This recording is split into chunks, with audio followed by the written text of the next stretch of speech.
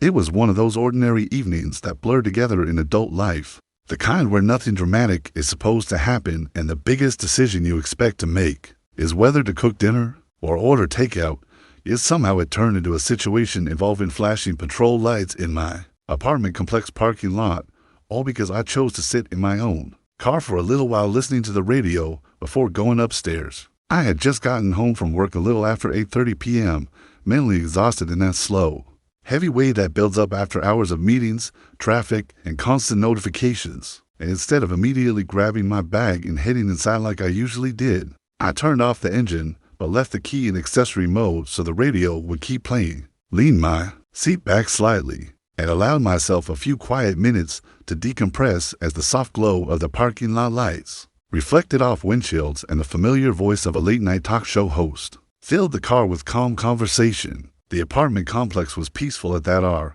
not silent, but settled, with a few residents walking dogs, someone carrying grocery bags across the lot, and the occasional sound of a door closing somewhere above, and I felt completely at ease sitting there in my parked vehicle, the volume low enough that it couldn't be heard outside, simply enjoying the transitional space between work, stress, and home responsibilities, because sometimes that small buffer makes the difference between carrying tension upstairs and leaving it behind in the driver's seat. What I did not realize was that my stillness was being observed, interpreted, and slowly transformed into something suspicious in the mind of someone who lived across the courtyard. A woman in her mid-40s whom I had seen around but never spoken to. The kind of neighbor who walked quickly with purpose and rarely smiled, whose posture always suggested she was evaluating the environment rather than participating in it, and who apparently had been watching from her balcony long enough to decide that my behavior warranted intervention. After about 15 minutes, I noticed movement in my side mirror and saw her walking directly toward my car, not toward her own vehicle or toward the building entrance, but straight toward me with determined steps and arms folded tightly across her chest, and assuming at first that she might be asking if I needed help or if something was wrong with my car, I rolled my window down halfway and turned the radio volume lower as she stopped beside my driver's side door and stared in with unmistakable suspicion. "Why are you sitting here?" she asked abruptly, not as a casual inquiry, but as a demand, her tone sharp and confrontational, which immediately put me on guard because it is unsettling to be questioned about something so ordinary as sitting in one's own vehicle in a parking space assigned to residents. "I live here," I replied calmly, gesturing vaguely toward the building, expecting that to be the end of the exchange. "That's not what I asked," she said, her eyes narrowing slightly. "Why are you sitting in your car?" The question felt strangely invasive, but I answered anyway, explaining that I had just come home from work and was listening to the radio for a few minutes before going upstairs, emphasizing that I wasn't bothering anyone and that the music was low. Yet instead of accepting this perfectly reasonable explanation, she glanced toward my dashboard as if searching for evidence of wrongdoing and informed me that I had been out there a long time, as though 15 minutes of quiet solitude constituted loitering. "It's suspicious," she said firmly, the word hanging in the air like an accusation rather than an opinion. And although I tried to keep the interaction neutral by asking what exactly she found suspicious about someone sitting in a parked car, she avoided specifics and instead asked which apartment I lived in, a question that felt less about concern and more about control, because there is a difference between verifying residency through proper channels and demanding personal information from a stranger in a parking lot at night. I hesitated, not because I had anything to hide, but because I did not feel comfortable disclosing my apartment number to someone who was already approaching me with hostility.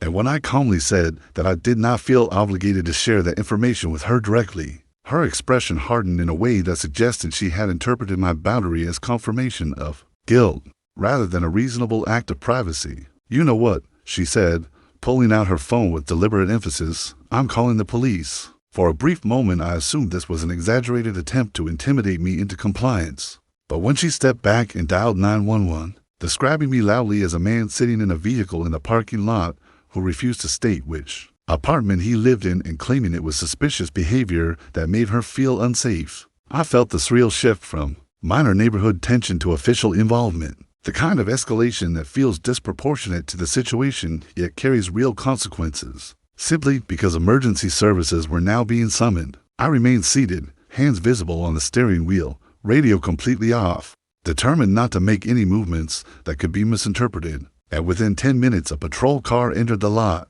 with flashing lights, but no siren, drawing the attention of other residents who peeked through blinds or stepped onto balconies to observe the unfolding scene, turning what had been a private moment of decompression into a public display of scrutiny. The officer approached calmly and professionally, shining a flashlight briefly into the vehicle before greeting me and explaining that they had received a call about someone sitting in a car for an extended period of time. And when I confirmed that I had just come home from work and was listening to the radio before going inside, he asked for identification to verify residency, a request I complied with immediately because I understood that from his perspective, he was simply responding to a complaint and needed to assess the situation objectively. He examined my driver's license under the beam of his flashlight, confirmed that the address matched the building, and asked if there was any reason I had declined to tell the caller which apartment I lived in, to which I responded honestly that I did not feel comfortable sharing personal details with someone who approached me aggressively